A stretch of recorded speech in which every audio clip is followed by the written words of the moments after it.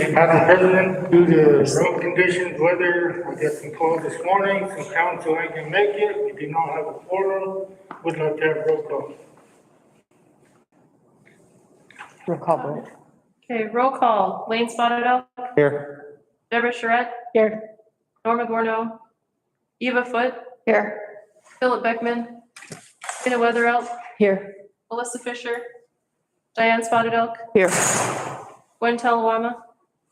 Silver Little Eagle. Here. And Henry Spillman. Here. 7 present. Quorum is not established. Do we Want to want to reschedule? Scheduled tomorrow morning at, Yeah, he'll be out tomorrow. Be out tomorrow. We scheduled for Thursday? Thursday at, Fuck. Thursday at 10. okay, thank you guys. Great, thank you.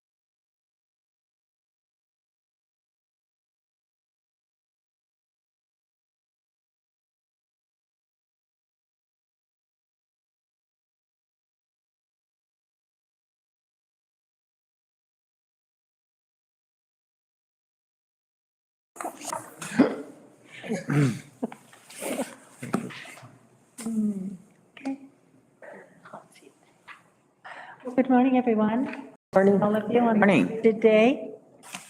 I've brought Nate Moyer. He's the safety officer, in fact, also the lead on our incident command. Had him report out to you before, and it's been a while. A lot of changes, so thank you for inviting us to do this. I'm going to turn it over to Nate. Good morning, everyone. Just wanted to give a brief update on where we currently stand with the COVID-19 pandemic. As of this morning, we are down to 6 active cases. Yay. That's very encouraging. The basketball tournaments have kind of caused a decline in testing demand, so you don't want to get too optimistic, but it does appear that we're through the worst of the Omicron wave that hit back in January. We are kind of watching a new variant on the horizon, BA2. It's a cousin to Omicron. So far, about 4% of new cases nationally are of this BA2 variant. It appears to be more contagious than Omicron, but no more deadly at this point. So again, we're just kind of watching this as if the virus continues its behavior of becoming more contagious but less deadly. That's kind of a good place for us to be in. That's kind of what we're hoping for. The other kind of significant development that's happened recently was the Biden administration has worked with the National Supply Center and have an allocation of KN95 masks that will be coming to the tribe through the Indian Health Service. We're looking at just a little over 30,000 N95s that will be coming. So I've been working with Angel Becker at DES on as my point of contact there for handing those off and distributing them. And we have also, currently we have 2 patients in the hospital still, and we've had 1 death in 2022 so far from COVID-19. And if we kind of go back year over year, we had 7 deaths in 2021 and then 44, I believe, in 2020. So again, we're seeing a really sharp decline in the mortality from COVID-19, which is a really good thing. So, and then I also wanted to talk about vaccines a bit. As of this sitting at, we've had a total of 3,312 Northern Cheyenne beneficiaries that are fully vaccinated. Based on with the Indian Health Service's population estimates of 6,230 beneficiaries, we're sitting about 53% overall. About 20% in the 5 to 11 year old range have been fully vaccinated. And at the 12 to 17-year-old range, we're sitting about almost 57%. And then 18 and over is 58%. So progress has been slow and steady. I also, we've kind of contended throughout the majority of this that we believe that the denominator, the total population that we're being given is a little bit high compared to what we really have living on the reservation. So I'm not sure if we're ever going to get fully up, above 70 or 80% with that high number in our denominator. However, we're still offering it on a daily basis. Pfizer has continued to withhold the release of the vaccine to the under 5 population.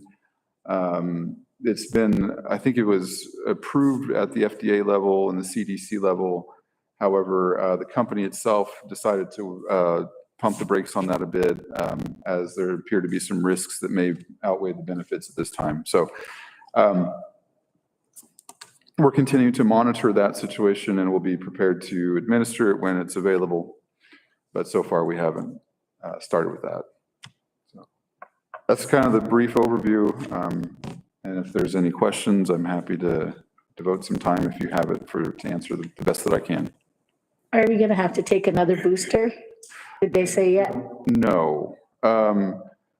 Both Pfizer and Moderna have been researching a COVID vaccine that was to target the Omicron variant. Again, it's not been released, and it hasn't been approved. But that is one possible scenario where we actually get a separate vaccine just to target that one particular variant of the SARS-CoV-2 virus. And there haven't been any further recommendations for repeat boosters at this point. So it doesn't appear to be as effective against the Omicron variant as it had been against the Delta variant and the original strain that hit us back in 2020. So there's still a lot of questions up in the air on that. So did our vaccinations go way down then? You getting very many people getting back? Yeah, it's slowed down to a trickle. We usually get what we've seen the past couple years or the past year that we've had vaccine available is we'll see an increase in interest when there are new cases popping up. When it starts to wane, like we're in this situation where now people are less likely to become vaccinated or to seek it out. We are also going to find a lot of other folks that are interested in getting the vaccine at this point. So I think we're still given a few doses a day, but it's slowed down quite a bit. So do you feel that it's, in your professional opinion, that this variant or virus is weakening? That appears to be the case from what we can see happening right now. There's still a lot, I can't say definitively, but it looks like that's what's happening. We're seeing the Omicron variant had some significant mutations that made it easier to spread and less likely to kill. And so that was a pretty significant change from the Delta variant that we've seen previously. BA2 appears to be following that same trajectory. What? This subvariant of Omicron, the news that's coming up of that. Yeah, that's the BA2 that I was talking about, yeah. So it ain't as strong as that is the first two. Yeah, so it appears that one is more contagious and no more deadly than Omicron. What, I guess the antibody treatments are available through the IHS formulary? Yeah, great question. We have been offering sotrovimab through the clinic there, which is an IV infusion of an antibody that is tailored to help your body fight the Omicron variant. Okay. I'm not sure if that's going to be approved if we have another surge of like BA2, if that does progress the way some epidemiologists are projecting. I'm not sure if sotrovimab will be still approved for it, but we have not had any problem getting those treatments, those antibody options from HHS when we've needed it. So they've been very responsive to our needs. Are we doing good on the home testing kits? Yeah, we've run into a few hiccups with just trying to make sure that the information that's collected at home is being communicated to us. Because if they don't know about it, then we don't know about it. So it's kind of hard to make sure that we are offering them the medical orders to isolate for 5 days and being able to clear people off of isolation. We can't do that if we don't know that they were infected in the first place. So there's been a few challenges with that. We do have a way of documenting it. If folks reach out to us and inform us about their positive test result, we can handle it just like any other case. So maybe that needs to go out on a post or some type of flyer that, I did see, I think IHS put out a flyer that if there's a positive at-home test, please call PHN.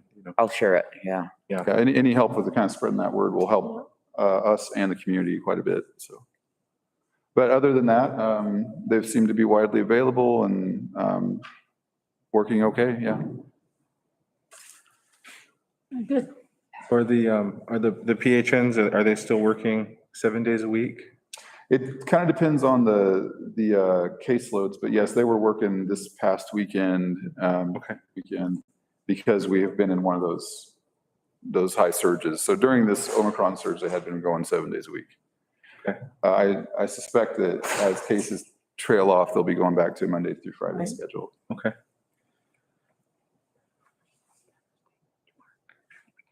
Is there any more questions on Nate's report?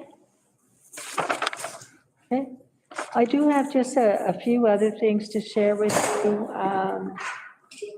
First, most of you have probably received, as tribal leaders, received notification, but I just wanted to update you a little bit.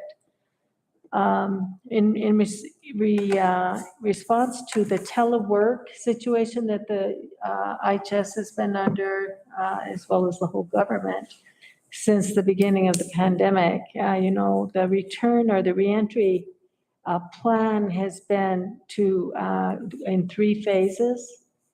And the first one was 2A, which was December 5th, 2021. 2B, which is what is coming up very soon, and that one is March 27th for that pay period, 2022. And we are in the final, we just received the final notifications for 2C, and that will be the last of the government employees that have been on telework space.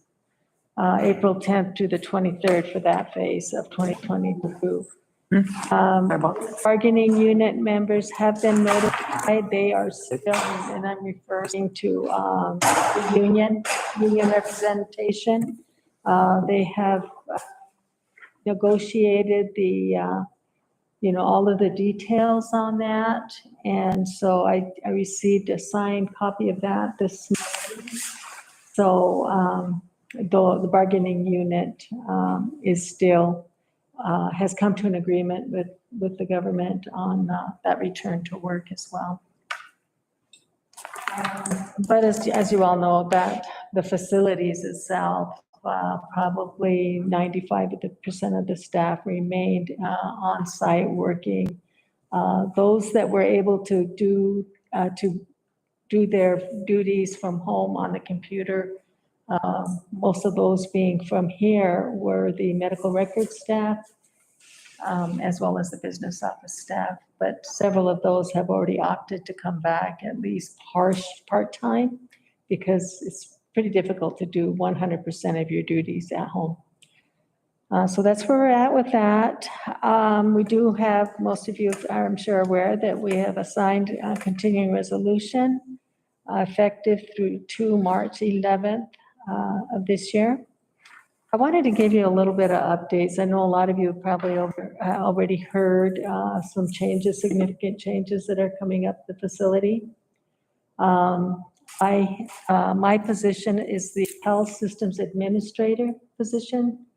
Actually, that's the way it's advertised, and I will be retiring in June of 2022, just to make that an official announcement to all of you.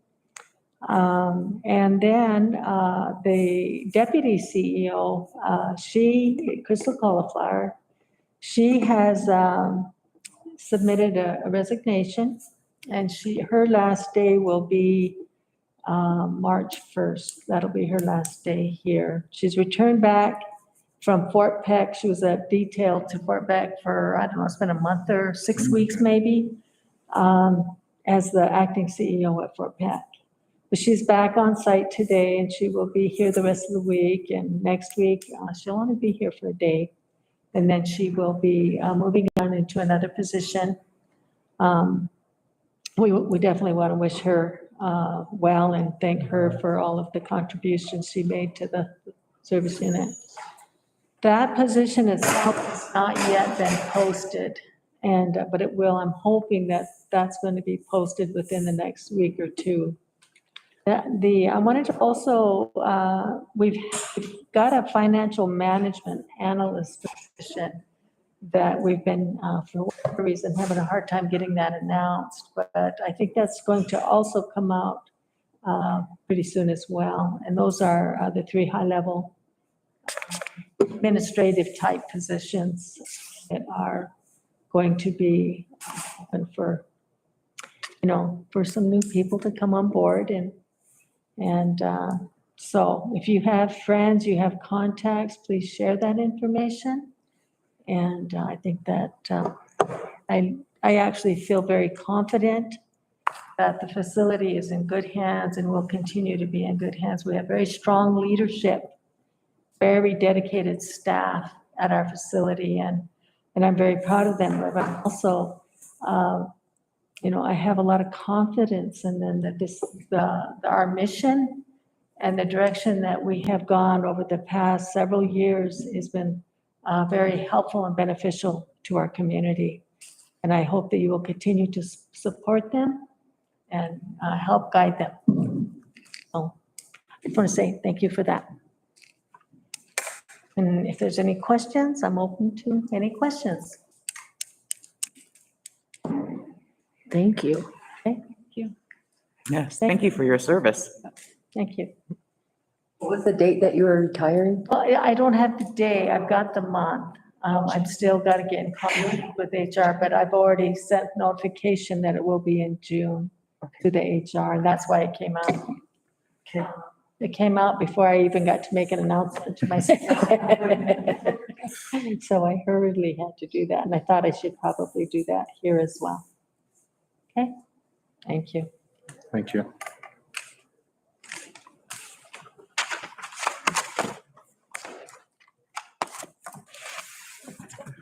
No? Okay, thank you. Thank you. You're welcome. Nice day. You too.